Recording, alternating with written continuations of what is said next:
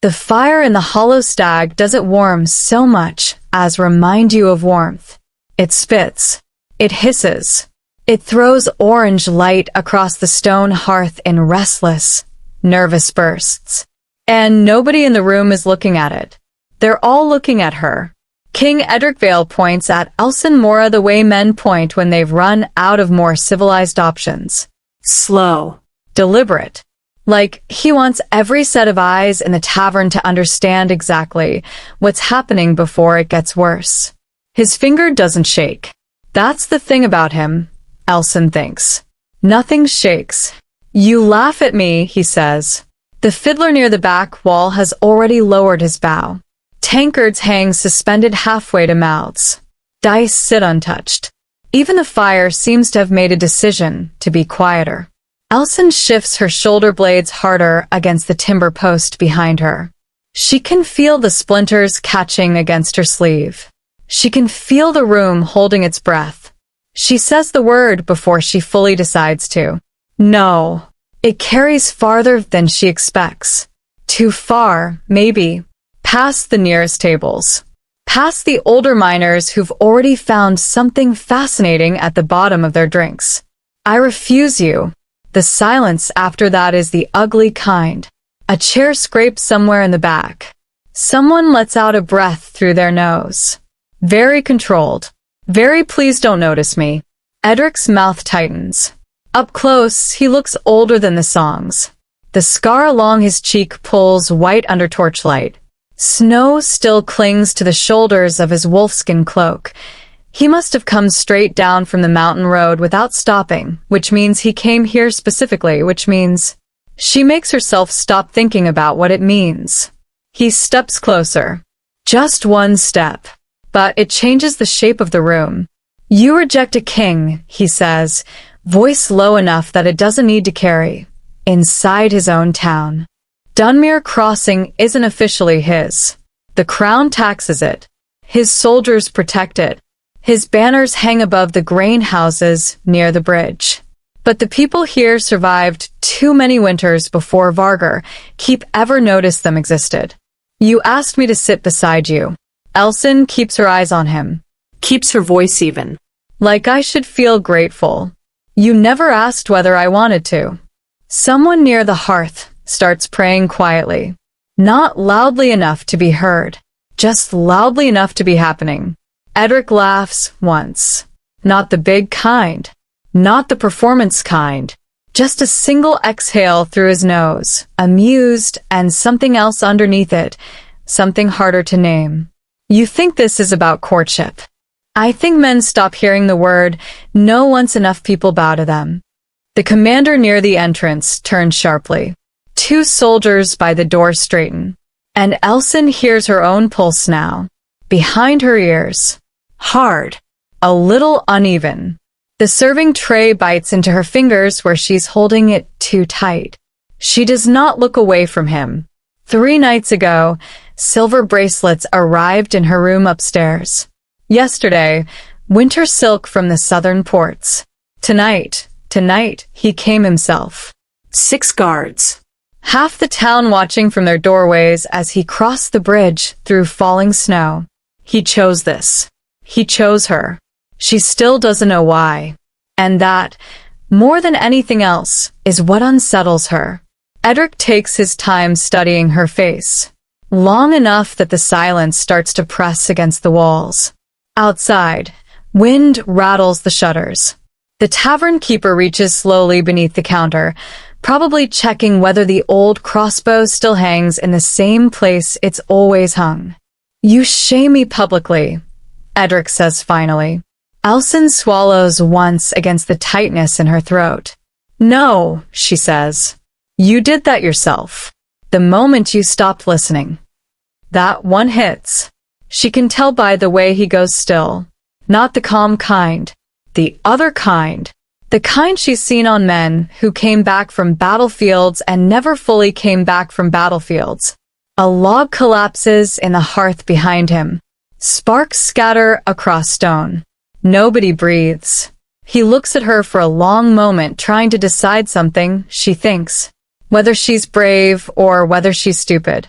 whether there's a difference. Then his eyes change. Just slightly. Just enough. There it is again, he says.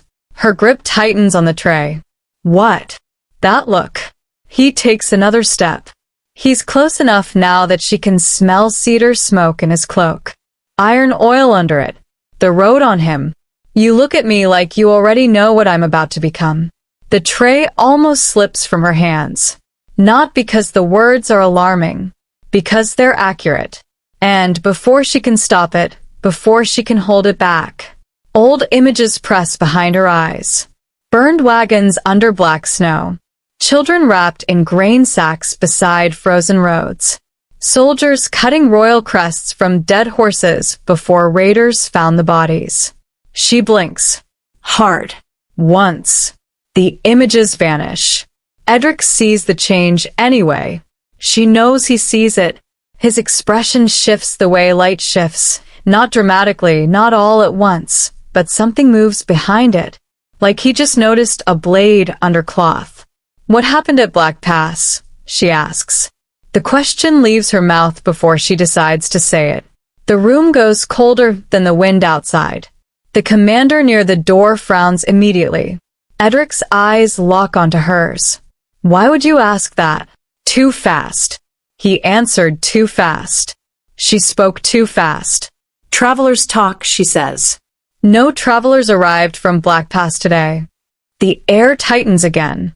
A serving girl near the kitchen doorway starts backing away slowly, holding empty mugs against her chest like she's trying to make herself smaller. Edric takes one more step forward. How do you know that name? She opens her mouth to answer, and then the church bells explode across Dunmere Crossing. One heavy strike. Then another. Then another. The sound hits the tavern like a fist, hard enough to shake dust from the rafters, hard enough to jerk every head toward the windows. No. Someone near the door whispers. The bells don't stop. Not prayer bells. Not curfew bells. Emergency bells. Edric swings toward his commander instantly. Report. The tavern doors slam open. A scout stumbles inside on legs that barely work. Ice crusts his beard, his lashes. One glove hangs half-torn from his hand. He's breathing steam into the crowded room, and he looks like a man who's been riding through the kind of weather that strips something out of you. Black Pass is gone. He chokes out. The tavern erupts. Chairs scrape back. Someone curses. A woman grabs her son hard against her skirts near the staircase. The scout doubles forward, trying to breathe. Supply caravans burned before dawn. Bridges collapsed into the ravine. Southwatch riders. He shakes his head. Never made it through. 12 days. The number slams through Elsin's head with the force of a calculation she's already done, already checked, already dreaded. Maybe less, if the northern roads freeze again. She doesn't mean to look at him. It just happens. Edric is already looking at her. And he sees it. Her face gives it away before she can shut it down, that she already knows. That she knew something. That she's been carrying the weight of this number in the back of her mind like a stone she's been pretending not to hold. Not confusion on his face. Recognition. Then suspicion. Elsin steps backward. A mistake. She knows it immediately. His hand closes around her wrist before she reaches the kitchen corridor. Bare skin beneath her sleeve. The world tilts. Not around her. Around him. His grip tightens violently. A sharp breath tears from his chest. And then, somehow, impossibly, she knows that he's seeing. Elsin dragging sacks of medicine through snow beside dead horses. Elsin pressing royal letters into firelight before masked riders break down a monastery gate. Elsin kneeling beside wounded soldiers, wearing his crest while northern villagers spit at the crown. Elsin alone on a frozen riverbank watching black smoke rise from burning grain barges. Hidden years. Her years. Edric jerks backward like she burned him. Elsin rips her arm free. Too late. He keeps staring at her. Not at the tavern girl from Dunmere Crossing. at the woman buried inside those memories. Outside, the church bells begin ringing faster. The noise downstairs dulls the moment the door shuts behind them. Only bells now, low and relentless under the wind, pressing through the walls. The room smells of cedar smoke and old linen. A narrow bed sits against the far wall beneath frost-clouded windows. Elsin's been sleeping here since autumn, since the river flooded the worker houses near the mills. It's small. It feels smaller now. Edric stands in the center without removing his gloves. Just watching her. Elsin stays near the window. Distance feels necessary. "What are you?" he says. She almost laughs. Not because it's funny, because men always ask the wrong question first. Outside, another bell strike rolls over Dunmere Crossing. "You knew about Black Pass," he says. "I suspected. You spoke before the scout entered." Elsin folds her arms tighter across herself. "People hear things. You already said that. And you already ignored it." A pause. Long outside, boots thunder through the street. Shouted orders. A horse screaming near the bridge. Edric pulls one glove off slowly. Old scars cross his knuckles, white lines on weathered skin. "You let me touch you," he says. Elsin's throat tightens. "I didn't exactly have a choice." "That wasn't," he stops. Starts again, quieter. "That wasn't normal." "No." He steps closer. "Those memories, they weren't yours. But they involved my soldiers." She looks away. Bad mistake. He notices immediately. "You've been near royal operations before." She says nothing. He studies her face the way you study a map that keeps giving you different distances. Tavern worker. Smuggler. Spy. Liar. Survivor. Nothing settles cleanly. Below them, something erupts near the grain houses. Steel striking steel. Edric crosses to the window and throws the shutters open. Snow blasts in cold enough to hurt. Half the town is in the street now. Men shoving against each other around supply carts. Soldiers forcing people back from the warehouses.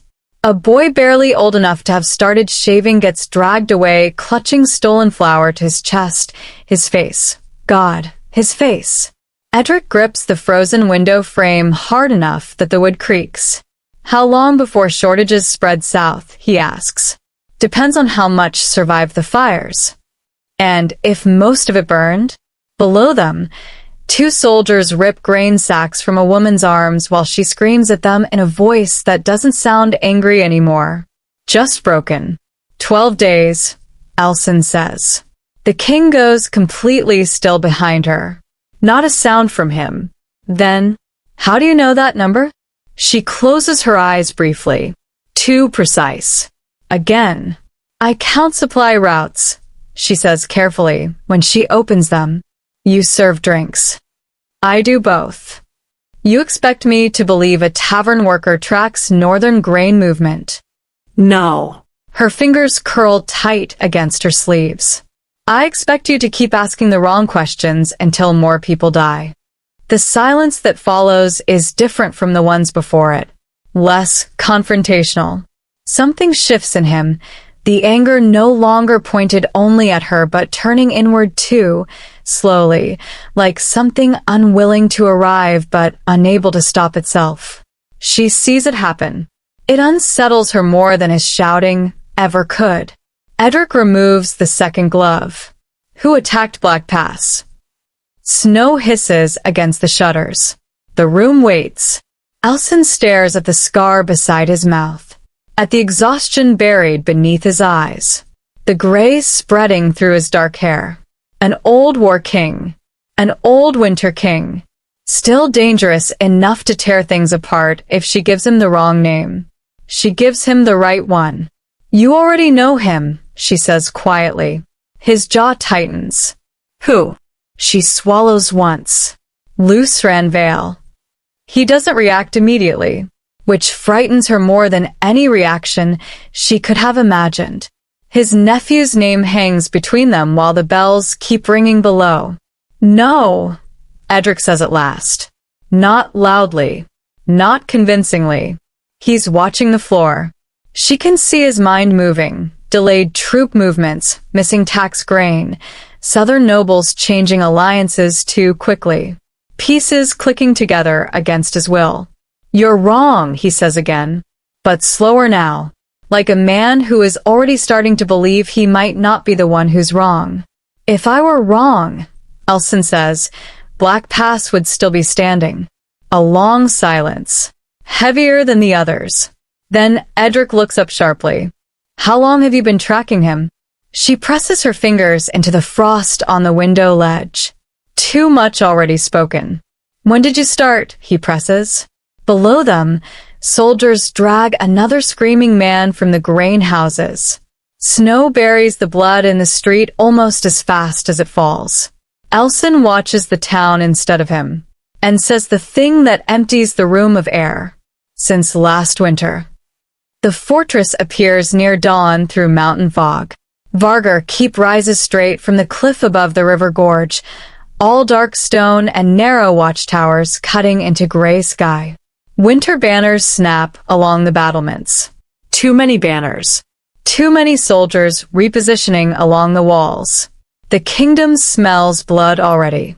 Inside the courtyard, the silence is controlled. Not natural. Stable hands freeze. Servants lower their eyes. Two armored advisors exchange a look the moment they see Elsin beside the king. One speaks first. A tavern girl enters the royal fortress during a supply crisis. Edric dismounts without looking at him. "Careful, Chancellor." The old man bows. Fast. Too fast. Fear crosses his face before he can fully bury it behind court manners. Elsin notices. So does Edric. The king turns toward the inner fortress. Seal the western archives. No military dispatch leaves Vargar Keep without my mark. A pause. Tiny. Wrong. One of the younger officials near the stairwell reacts a fraction too slowly before bowing. And then Elsin sees it. Small. Carved into the leather tube at the official's belt. 3 crossing lines burned into dark wax. Her stomach drops before her mind catches up. She designed that mark. Years ago. So smugglers could identify safe northern routes without written maps. Nobody outside those networks should still be using it. She turns toward Edric, but then shouting erupts near the gate. A rider collapses sideways from his horse. Guards rush forward. By the time they reach him, the messenger is already dying, mouth foaming black, one trembling hand clawing at Edric's cloak as soldiers drag him across the snow-covered stones. "Traitor," he chokes, blood from the corner of his mouth. His eyes lock on the fortress above. One of. The words cut off. His body convulses once, then goes still. And suddenly nobody in Vargar Keep will look at anyone else. The clerk stands in the archive chamber, wringing ink-stained fingers. Half-burned ledgers cover the central table, edges curled black from smoke damage. "Recovered from the Black Pass caravans," he says quietly. Elsin reaches for the nearest one. The leather cover flakes apart under her fingertips. Then the smell hits. Burned oil. Wet ash. Frozen wool.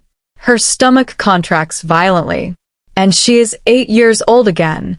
Smoke swallowing narrow village streets, horses screaming against collapsing carts, her father pushing her beneath overturned grain barrels while soldiers retreat through the snow without looking back. She jerks her hand away. Too hard. The chair behind her scrapes sharply against stone. Silence drops across the chamber. The clerk stares. Edric watches. Elsin folds both arms across herself tightly. "I'm fine." Nobody answers. Outside the narrow tower windows, supply alarms echo faintly. Edric steps toward the table instead of toward her. The restraint unsettles her more than any question would. He opens one of the damaged ledgers carefully. Half the pages are destroyed, but symbols remain visible through the soot. Route markings, transfer codes, hidden staging points. Elsin's throat tightens. Her eyes find a page near the center. 3 slashes beside a river sketch. Safe crossing route. She knows this crossing. She built it. Destroyed now. She reaches for the page before she can stop herself. You recognize it, Edric says. She says nothing. He studies the symbol, studies her face, studies the page again. Understanding moves behind his eyes, not sudden, not dramatic, slow enough to hurt. You built these routes. She stares at the ledger. A drop of melted snow falls from her sleeve onto the burned paper below. He turns another page, then stops. His fingers go still against the parchment. Elsin sees the moment something changes in him. Not suspicion this time. Recognition. A list of civilian dead lines the lower margin beneath an old military withdrawal order. Names. Ages. Grain counts. One name marked twice in faded ink. Tomas Mora. Elsin steps backward instantly. Too late. Edric looks up. That was your father. She says nothing. The silence confirms it anyway. The king's gaze drops back to the page. His jaw tightens once. She watches him read the withdrawal seal at the bottom of the parchment. Royal command from 14 years earlier. Signed under Edric's own campaign authority. Outside the archive chamber. Boots thunder through the corridor. Neither of them moves. Edric keeps looking at the order that pulled soldiers south while northern civilians stayed trapped behind raider lines. At the name beneath it, Tomas Mora. When he looks back at Elsin, the space between them no longer feels like a king questioning a suspect. It feels like two people suddenly standing inside the same grave. The alarm horn keeps echoing above the archive tower. Low. Shuddering. Close enough to vibrate through the stone beneath her boots. Edric still holds the old withdrawal order. His thumb rests directly over her father's name. How old were you? He asks. The question sounds wrong coming from him. Too human. 8. He lowers his gaze briefly. Not hiding. Counting. The look of a man who is already doing arithmetic on grief and coming up short. What happened after the withdrawal? Her shoulders tighten. She should leave. She should say nothing. She should have disappeared from Dunmere Crossing before the bells ever rang. The soldiers left before dawn. Her voice stays flat, controlled. For now. The raiders came before midday. The torchlight flickers along the blackened ledgers. She keeps her eyes there, not on him. My father locked children inside the grain shed near the river while people tried to hold the south road. A slow tightening in her fingers against her sleeves. Nobody believed the raiders would burn food stores. Not in winter. Outside, boots pound past the corridor again. Urgent voices somewhere distant. Smoke covered the river before sunset. You couldn't see the bridge anymore. Her throat tightens once. The soldiers who stayed started cutting royal crests off their cloaks. Because the villagers blamed the crown. She stops. The silence afterward is heavier than the words. Edric says nothing. She hates him a little for that. She expected defense. Excuses. Royal language. My father stayed because people were trapped near the lower mills. Old women who couldn't cross the ice fast enough. Children. Her jaw tightens. He told me to hide beneath the grain carts until morning. A sharp gust rattles the tower windows. She sees it again suddenly, snow blackened with soot, her father pushing a wounded stranger across frozen river planks while arrows punched into the wood around them. She grips the table edge hard enough for pain to pull her back into the room. You saw him die, Edric says. Not a question. Elsin nods once. The king closes his eyes. Just briefly. When he opens them, the distance between ruler and subject is thinner. More dangerous. Not because trust exists, because blame finally has a face. You still protected this kingdom afterward, he says. Elsin lets out a quiet breath. The kingdom and the crown aren't the same thing. The words settle between them. Edric absorbs them slowly, like he's making room for them somewhere. Outside, another alarm call rises from the western walls. A servant passes the archive entrance, carrying sealed military tubes, and Elsin catches sight of the symbol stamped into red wax. 3 crossing slashes. Still. They're still using the routes. How many? Edric asks. Enough to move grain across northern borders without taxes. You built them. She looks away. Years flash behind her eyes. Children with blue lips beside empty wells. Villages rationing candle wax because cooking oil ran out first. Bodies buried vertically in winter because the ground froze too hard to dig properly. Nobody else was feeding the north, she says. It comes out sharper than she intends. Rawr. The crown counted taxes while people boiled leather straps for broth. The hit lands. She watches it land. He doesn't deflect it. That's the thing about him. He doesn't deflect. I met Lucran during the border shortages near Greyfen, she says after a long silence. He spoke like the kingdom could still change. He knew the roads, the shortages, the corruption inside the grain houses. And you trusted him. I trusted what he hated. The torch beside the door sputters violently in a burst of cold air. Elsin watches the flame steady itself again, and realizes, too late, that Edric has gone very still. Not angry, thinking. How much access did Lucran have to those routes? He asks carefully. The question lands like ice water down her spine. She already knows the answer. Too many ledgers. Too many crossings. Too many hidden supply chains built during years she thought she was saving people instead of building the infrastructure for a future collapse. He knew the western tunnels, she says quietly. The river transfers near Southwatch. The king sets the old withdrawal order down on the table. Understanding spreads across his face. Piece by piece. Not sudden. Not dramatic. Slow enough to hurt. Elsin feels it happening too. All those years redirecting medicine, moving food, protecting caravans. Protecting him. Building the roads Lucran now uses to strangle the kingdom from the inside. Edric looks at her across the burned ledgers and the dead records scattered between them. Then asks the question neither of them wants answered. How much of this coup, he says quietly, exists because of you? The courier is still on his knees when the second wave of boots hits the stone floor. His wrists are bound behind him, rope dark where the iron bit in. Blood has dried at his lip in a thin crack, but his eyes won't drop. He stares at Edric like holding that gaze is the only thing keeping him upright.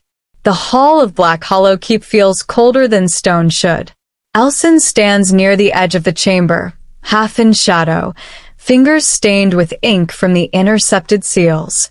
She does not move when the scouts enter, does not move when the door slams shut.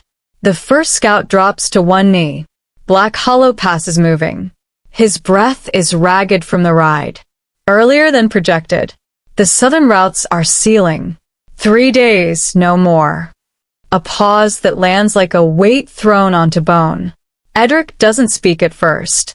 He's still looking at the courier, like the man might rearrange the truth if studied long enough. 3 days, Edric repeats. The words sound wrong, too small for what they carry. The scout swallows.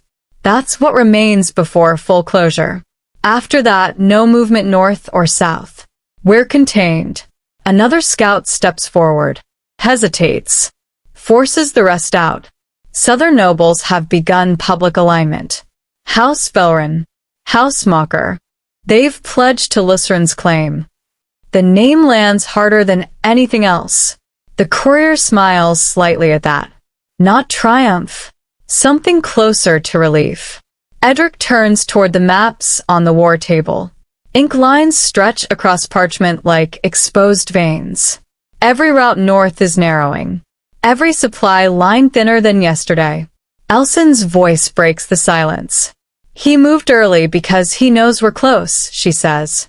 No one answers her. She steps into the torchlight anyway. The letters we intercepted weren't just warnings.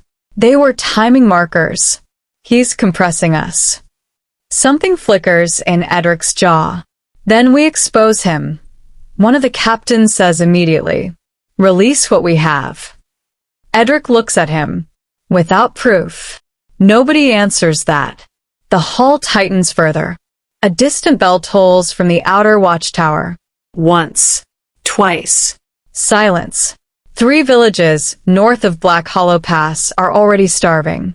He knows that without being told. Grain shipments halted 5 days ago. Waiting for proof means bodies before justice. Acting without it means civil fracture, without certainty. Either choice bleeds. Elsin looks down at her hands. Ink stains like old bruises. If we wait, she says quietly, we lose the north. If we move, another voice answers, we lose the kingdom. A silence settles. Not empty. Pressurized. The kind that makes breathing feel like negotiation. Then the courier laughs once. Soft. Almost amused. Every head turns. He lifts his chin slightly, rope creaking against raw rests. His eyes flick briefly toward Elsin. Just once. Just enough. You're already too late, he says. Edric's gaze locks back onto him. What did you say? The courier leans forward as far as his bindings allow. His breath is deliberate. Lucifran already knows the girl is helping you, he whispers. He knows exactly where she stands. The room stops. Even the torches seem to pause. Elsin does not move.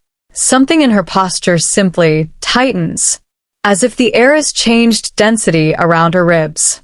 Edric takes one step forward. Repeat that. The courier leans in further, voice barely above a breath. He knows Elsin is inside your decisions. He knows exactly where she stands.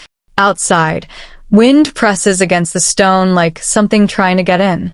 And somewhere far beyond Black Hollow Pass, 3 days begin to feel like none at all.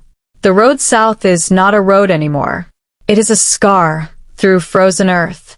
They ride without banners. Without an escort beyond 2 scouts who don't speak unless spoken to.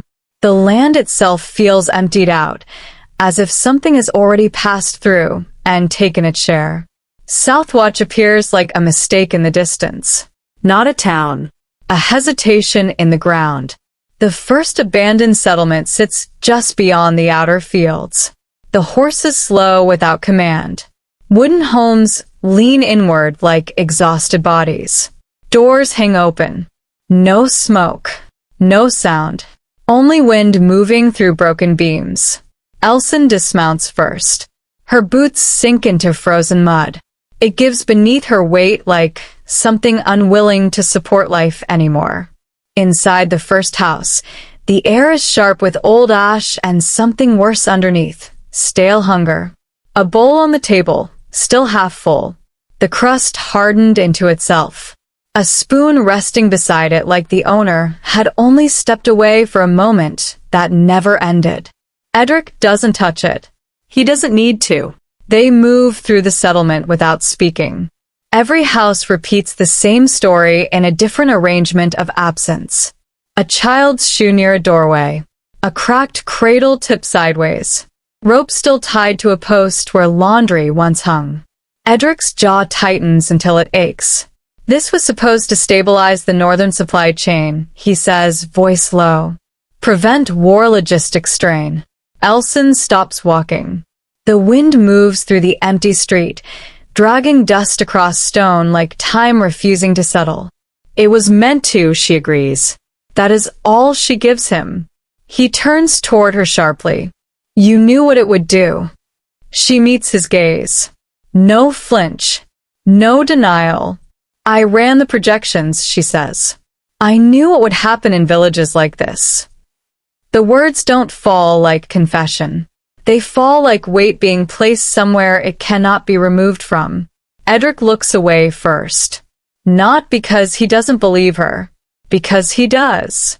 At the edge of the settlement, they find the last house, still standing straight. Inside, a man sits against the wall. Alive. Barely. His eyes are hollow in a way that suggests he has already left once, and only his body remained behind. He doesn't look at them with recognition. Or forgiveness. Just endurance. Elsin kneels. "Where did the aid stop?" she asks softly. The man laughs once. Dry. Broken. "Aid," he repeats. Then he points north. Not at them. Past them. 3 days ago, he whispers. Everything stopped when they said Black Hollow Pass was closing. The silence that follows changes the air pressure in the room.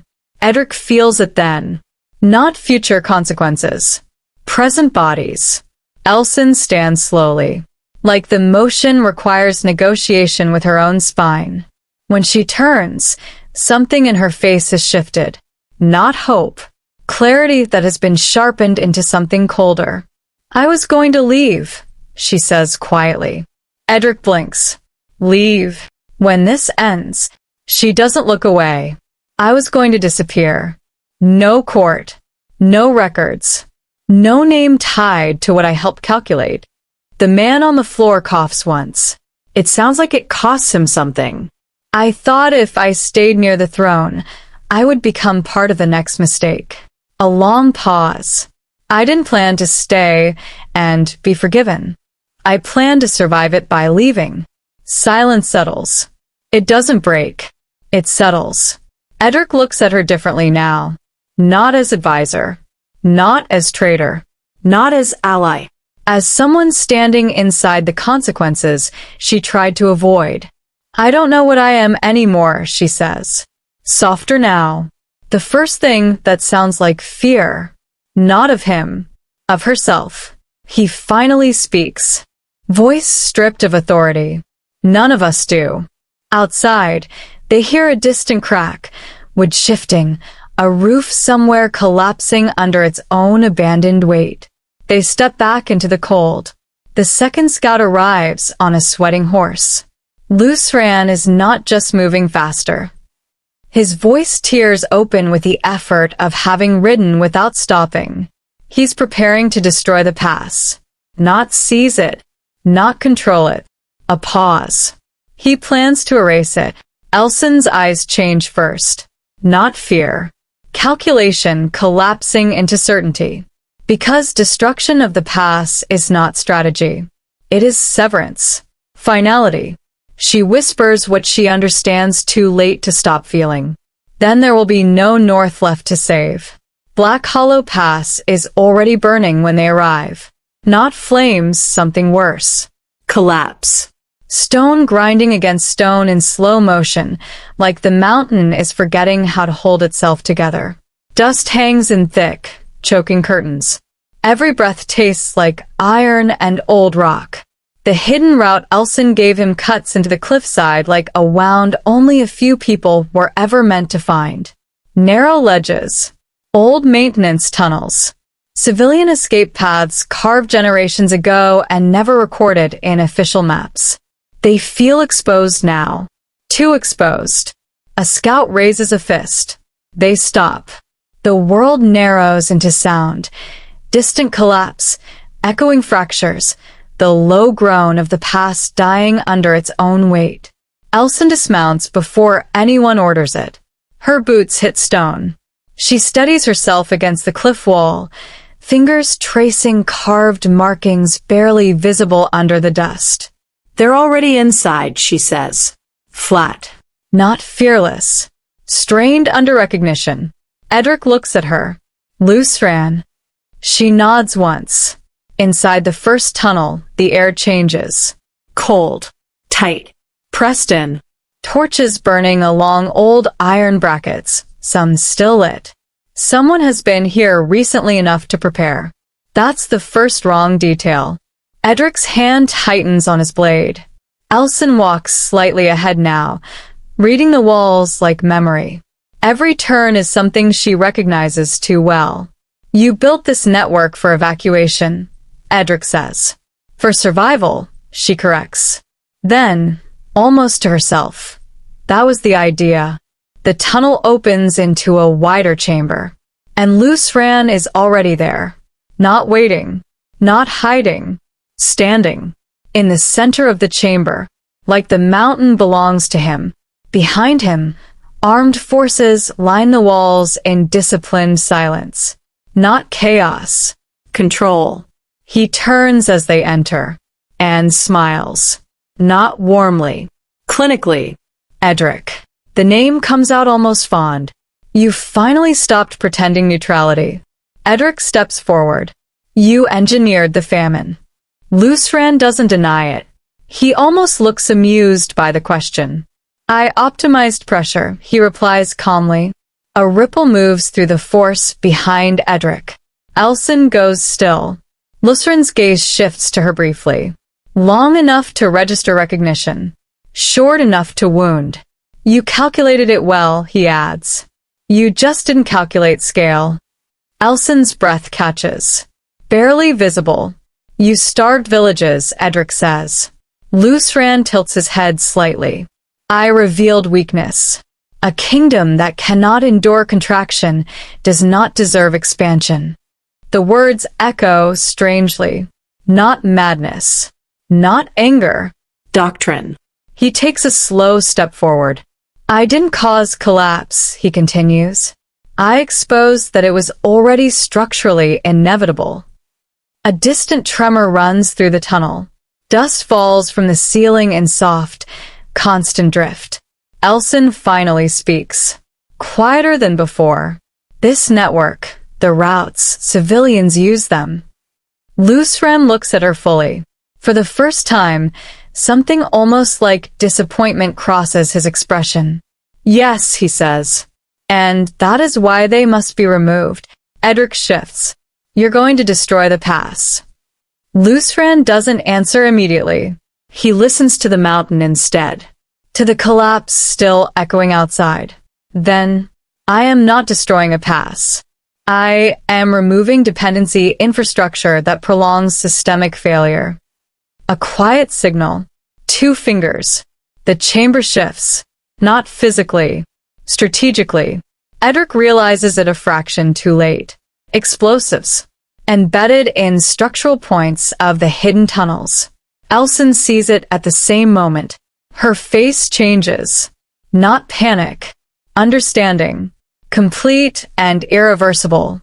You rigged the evacuation routes, she whispers. Lucran's expression does not change. Yes. The word lands like a final seal. For a moment, no one moves.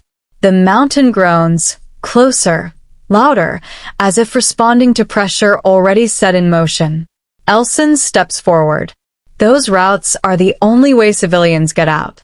Lucran watches her carefully. And the only way they continue to believe collapse is survivable. Her hands shake once. Just once. Then still. Edric turns slightly toward her. Doesn't speak. He doesn't need to. She understands what's being asked. What's being demanded. If Lucran triggers collapse, thousands lose their only route out of the famine zones. If she does nothing, the kingdom fractures into controlled starvation under doctrine. Either way, something permanent breaks. The mountain shudders. Elsin closes her eyes. 1 second. Just one. When she opens them, something in her expression has collapsed into clarity. Not hope. Not hesitation. Decision stripped of everything except cost. Edric sees it. Steps forward. Elsin. But the sound is swallowed by the first detonation. Not outside. Inside the mountain. A deep, resonant explosion that travels through stone like a heartbeat breaking. Lucran's forces shift instantly. Too late. Elsin's hand slams down onto the carved control plate embedded in the rock wall. Old evacuation failsafes converted into ignition triggers. Her voice is almost silent. I'm sorry. She activates it. The second detonation is not sound. It is absence. Tunnels implode in cascading collapse. Passageways sealed. Escape networks buried under thousands of tons of falling stone. Lucifran turns sharply, but the ground beneath him fractures upward. Edric grabs Elsin as the chamber tilts into chaos. Dust becomes blindness. Stone becomes motion. And in the final collapsing echo of Black Hollow Pass, the only safe routes the kingdom ever had disappear into the mountain's throat. Edric wakes, with dust still in his lungs. The ceiling of Vargar Keep is intact, but every vibration in the stone feels like a memory of collapse. Famine slows, not ends. That's the first truth he is given. A steward reads from a sealed ledger with a trembling voice. Northern grain convoys moving again, but unstable. 3 routes blocked. Southwatch still unresponsive. Edric sits on the edge of the war table. His hands do not shake. That is the second truth. The third arrives without paper. Lucifran's network is gone. Not defeated. Erased. And in its place, vacuum. Elsin stands near the window. She hasn't spoken since the pass fell. Her silhouette is unchanged, but something in her posture has withdrawn, as if the weight of all those collapsed tunnels still presses through her bones. Outside, Vargar Keep breathes like a wounded animal. In the council chamber, Edric speaks before anyone can argue. I take responsibility. The silence hits hard enough to still ink mid-drop on parchment. For the ration failures. For the delayed response. For Lucifran's rise. The words don't sound like confession. They sound like sealing stone. Nobody interrupts. Because interruption would imply alternatives still exist. There are none left that don't cost blood. Later, Elsin packs. Quietly. No ceremony. No notice. A single satchel on the edge of her cot in the eastern wing. Papers burned, not stored. Ink vials emptied into water, watched until they disappear. Edric finds her there. He stands in the doorway like the threshold requires permission. You're leaving, he says. Elsin doesn't turn. Yes. One syllable. Final, but not cruel.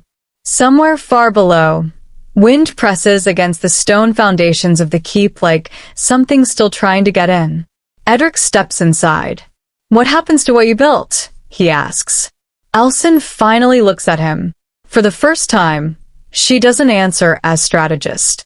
As survivor. It should not have survived its own consequences, she says. A long pause. Not empty. Full of everything neither of them can undo. The kingdom is still standing, Edric says. A flicker in her eyes. Barely. That truth sits between them longer than speech allows. She closes the satchel.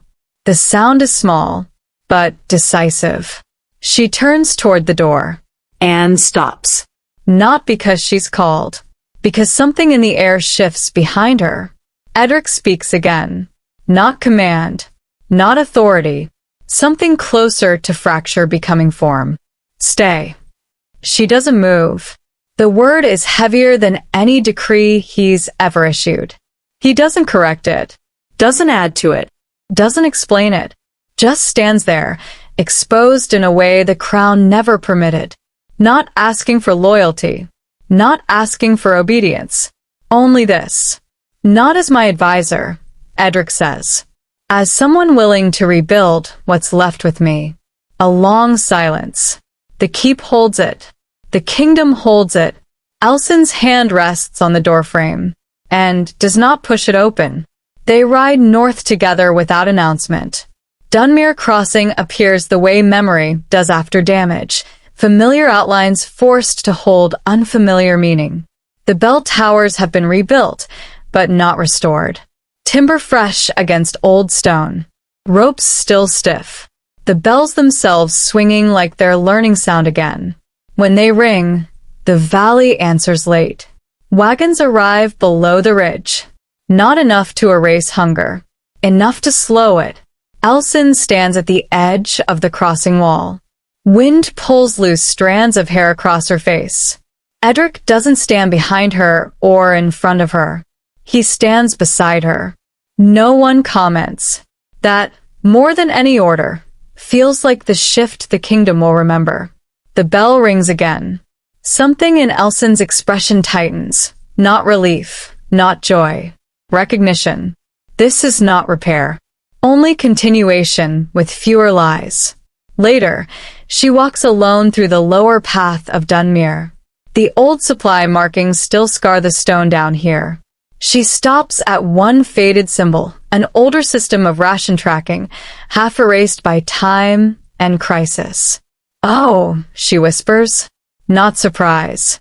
Reinterpretation. The cost was never only famine. It was trust measured and spent until nothing remained but function. When she returns, Edric is already waiting near the towers. He doesn't ask where she went.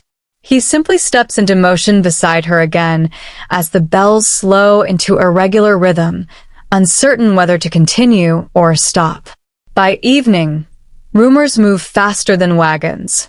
Southern houses that pledged to loose rand are not silent. They are reorganizing, not around a man, around what he believed.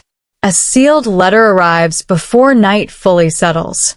No writer speaks its origin. No seal broken by court authority. Simply placed into Edric's hands. Dark wax. Southern insignia. Luceran's mark. Pressed into it like a decision that refuses to expire. Elsin notices before Edric opens it. The wind shifts slightly, as if the valley itself recognizes something returning. Edric breaks the seal. He doesn't read aloud. He doesn't need to. His eyes stop moving for a fraction too long. Elsin looks at him once, and understands enough. The bell towers behind them continue ringing into dusk. But somewhere far beyond Dunmere Crossing, something that should have ended has already begun to move again. Thanks for watching. If this story drew you in, don't stop here. Your next chapter is already waiting. Tap the thumbnail on your screen and keep the journey alive. And if you felt even a moment of it, the tension, the betrayal, the pull of something deeper, don't just disappear. Leave a like. Drop a comment. Let your voice echo inside Royal Crown Diaries. Because every reaction, every word, every click keeps these stories breathing.